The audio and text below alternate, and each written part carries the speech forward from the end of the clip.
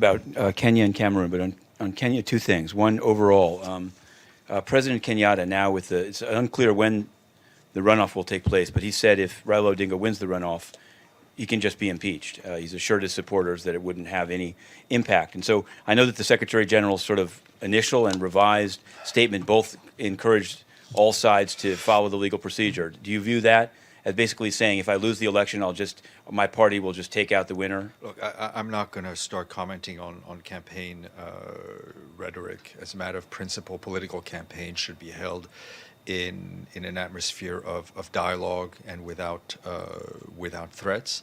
I think countries, whether it's Kenya and others, have constitutional mechanisms, legal mechanisms, and those should be followed. And then the second one, and it's related to actually the Cameroon one, it just has to do with sort of UN staff. I know I've asked you before about Roselyn Akombe, and the reason I want to ask you is that there's now you can find it in published reports, a request that she not continue to serve on the Independent Electoral and Boundary Commission for lack of partiality. And I'm not saying she is or she isn't, but I guess I'm just wondering, what is the UN's thinking in allowing relatively high-level DPA staff to go out and function in a political function? And at what point does people are starting to wonder, is she operating for the UN there? Is there any way to say that she's not operating for the UN. Right. She's on special leave without pay, operating in her own capacity. I've seen, like you, I've read press reports regarding the issues regarding the Electoral Commission. Those issues need to be resolved within Kenya and within the legal framework. But is there a point at which a UN staff member on leave that it's almost inevitable that people perceive them as part of the UN? Are there any kind of guidance on what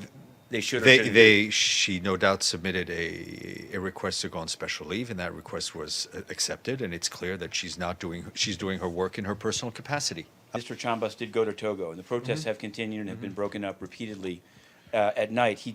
I don't know if UNWA, the West Africa office, has put out a statement, but Mr. Chambas apparently called a wire service and said that he supports a proposed bill by the government that might limit it, institute a term limit, but that would involve the current president remaining in power until 2030.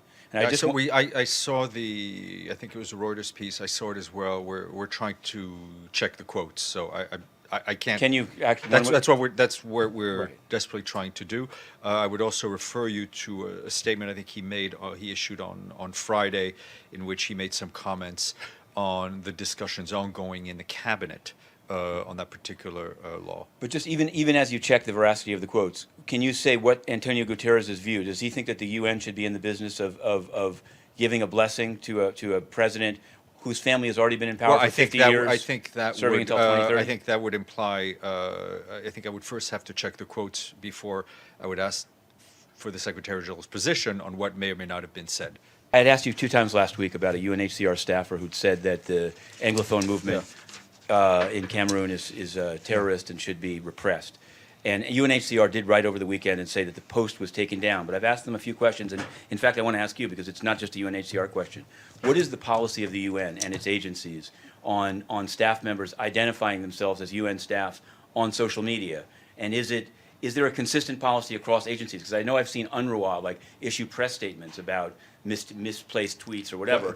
Staff members, whether professionally or personally, should exercise common sense and should understand that if they're staff members, their actions could be interpreted as being the official position of the UN. So it's a matter of using common sense. And for questions on the exact post, I would talk to UNHCR. That is a system-wide policy.